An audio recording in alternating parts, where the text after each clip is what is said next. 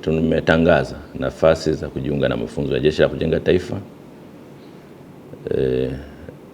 Sifa za kijana gani anatakiwa kujiunga na mafunzo ya kujenga taifa tumeziainisha kwa uzuri kabisa, lakini sifa kuu awe ni kijana wa Kitanzania. Taratibu tumeziweka wazi, nimewaandikia wakuu wa mikoa wote Tanzania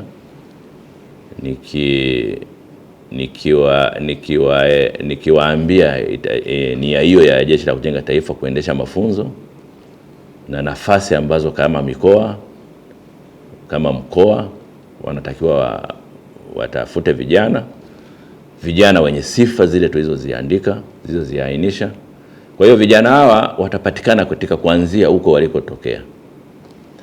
Kwa maana mkoa utaratibu utaweka utaratibu wake, kama ni utaanzia kwenye wilaya, then watakuja mkoani vijana timu kutoka makao makuu ya Jeshi la Kujenga Taifa itaenda kuwachukua vijana hao kwa ajili kwanza kuhakikisha kwamba vile vigezo tulivyovitoa vimefikiwa, and then tutawapeleka makambini, tutawagawia makambi kwa ajili ya kwenda kufanya mafunzo.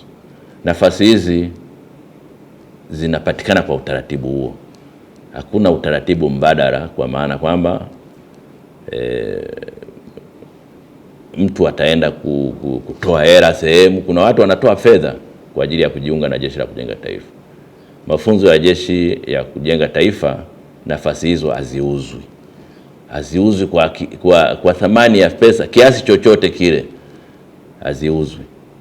Kwa hiyo mtu asije akadanganyika kwamba mtu mimi namfahamu mkuu wa Jeshi la Kujenga Taifa, mimi namfahamu kamanda fulani sijui, halafu akatoa fedha kwa ajili ya kujiunga na Jeshi la Kujenga Taifa. Naomba niweke wazi kwa Watanzania wenzangu kwamba wasije wakatapeliwa kwa staili hiyo. Nafasi hizi ni bure, haziuzwi. Naomba labda hiyo ndio msisitizo wangu, kwamba nisimamie kwenye hilo neno kwamba nafasi hizi ni bure na haziuzwi.